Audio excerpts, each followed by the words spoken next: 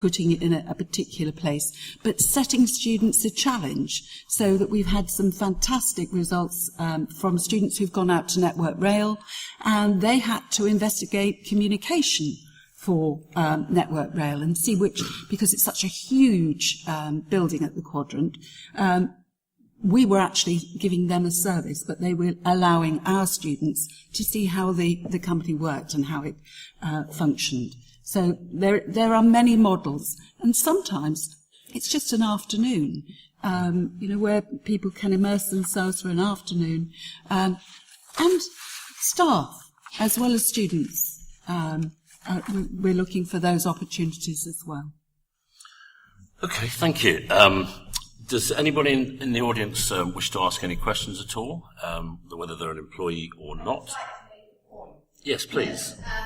Many teachers have done nothing other than teach, so that they have gone through school in their own education, into higher education and back into schools.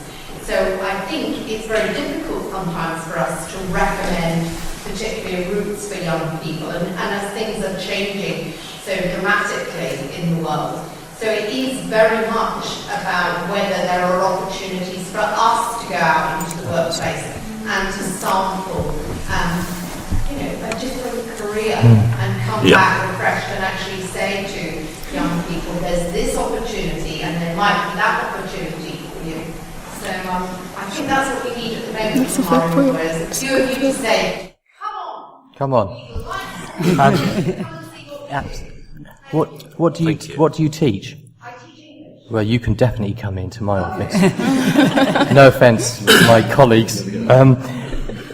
Be delighted, actually. So that can be sorted out, because I think that was the point I was trying to make earlier, that students can look at what's in a book for a career guide, but if you can come in and you can then put that out to them, that there's so many roles within any industry. There's so many.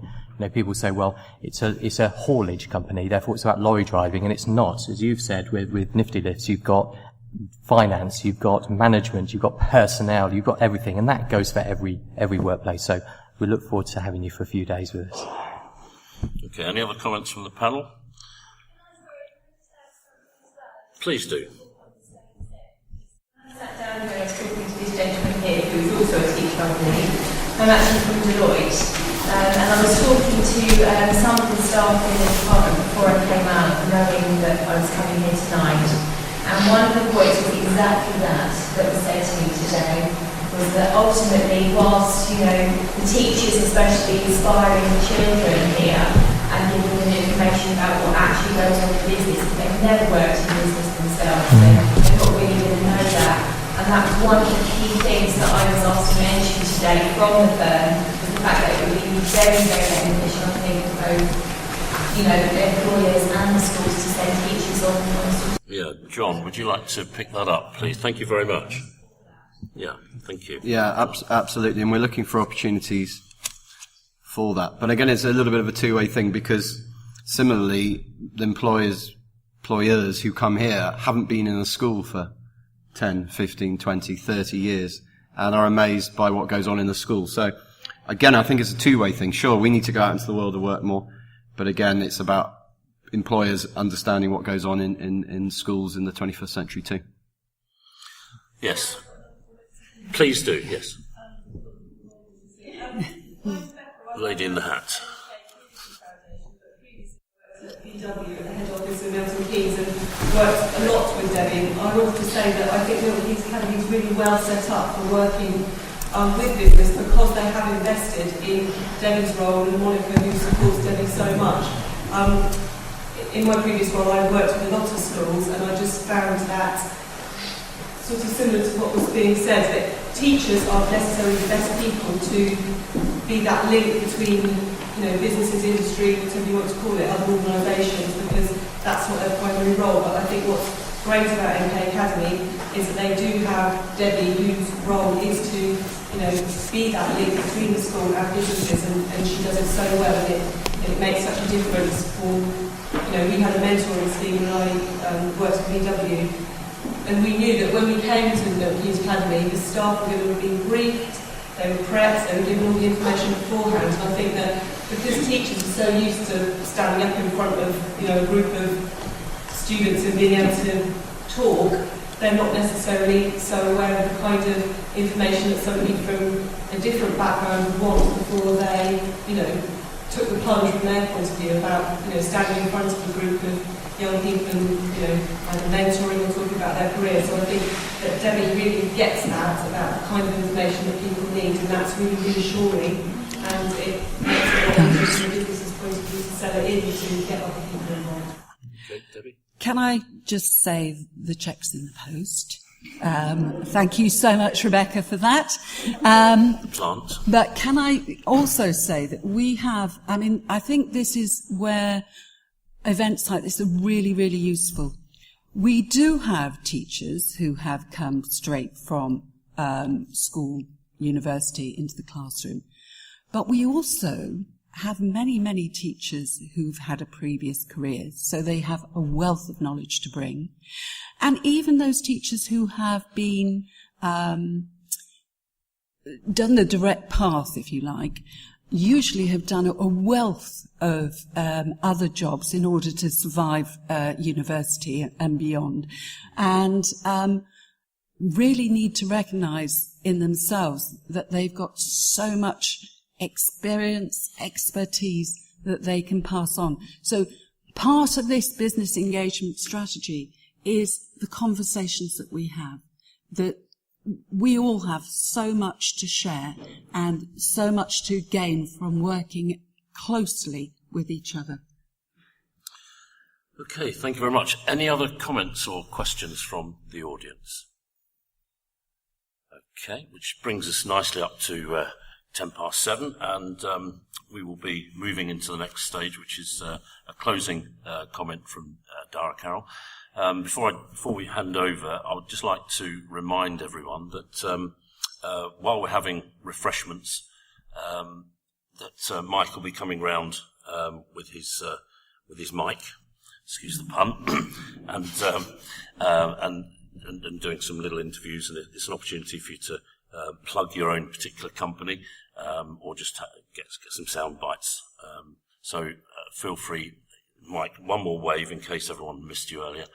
And I'd just like to close now with the overall comment that I think from listening to the panels, some of the audience reaction, and the students' thoughts, it seems that certainly things are moving in the right direction. But I would urge organisations to think medium term and get involved, because it's the only way of you helping to educate education and education sort of educating you as to how things are these days. Because I think the comment earlier about, you know, it's been a long time since a lot of employers have been in a school, as well as it's a long time since teachers have been in sometimes a real job, as in out there in the real world. I've been waiting all my life to say that. It was going so well as well. So I would just like to thank you all for being here. Thank the panel, and enjoy the refreshments, and we will see you later. Thank you. Good night.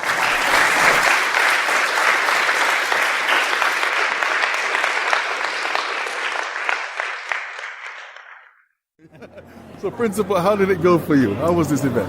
Well, I think it's some really good feedback from both from staff and from the employers and businesses, and I think events like this really are important in terms of getting these two groups together along with other people from the local community in order really to push this forward, because this is really where the future lies, and trying to make sure that we are providing the very best for our youngsters. Great, thank you very much. I thought it was a wonderful event. Thank you. Thank you. All right. So I'm with some of the students who actually posed the questions tonight. I'm going to go one by one. Tell us your name, what question did they ask, or did you ask, and did they give you the answer you think that you wanted? Hello, I'm Ali. I'm from Footboo, and my question was, what employers say that not enough students are going into jobs in construction, IT and engineering, and if so, why not? And I believe that they answered my question very well, and they gave me suitable advices into why students do not go into those those areas of work, and yeah. All right, so you give them 10 out of 10. Yeah, for the answers. All right, that's great. Hello, I'm Owen, and I asked a question. What are the barriers to industry and education working more closely? And I feel they really answered my question about how, like, obviously there's stuff like cost barriers and communication barriers, and I feel they answered them as well about how being persistent in making connections and reaching out to other companies to build relationships, and about applicable skills. Great. Yeah. Okay. Well, I actually didn't ask the question, but I did learn quite a lot, like what makes a really good employee, like how they said about determination, working as a team. That's all you need to work as a hard employee, and I think they really answered the questions really well from the students who gave the questions. All right, great. Hi, I'm Tom. Similar to Ali, I'm one of the sports writers for FootBoo. My question was, what makes the model employee? And it was a very simple question, but they expanded on it very well, and they gave a suitable answer for a pretty good question, I felt. So tell me more about this project then. What do you call it? FootBoo? FootBoo. These two here are with it as well. Yeah, let's talk about FootBoo. I've not heard about that one before. What is it about? We're a YouTube channel that posts videos online, like several skits, and we also post like a sort of podcast that talks about football and what happened lately in football, and we also add a comedy side alongside it, so viewers are entertained and can watch it like very frequently and be enjoyed by it. Okay, all right. Anybody else want to chip in? Anything else? The whole group of FootBoo came about as part of the Milton Keynes Academies association with Deloitte, and we took part in the TMT Predictions Challenge, which focuses on a lot of modern communication. Another idea was a YouTube channel, like a comedy YouTube channel, but we wanted to add a bit of serious side about it. So we have our podcast, which is essentially a sit-down chat about football, and it's really taken off since then. We got to the final in London. We got backed by some people such as Deloitte and the Guardian newspaper. So a lot of the stuff we've done has taken off very well.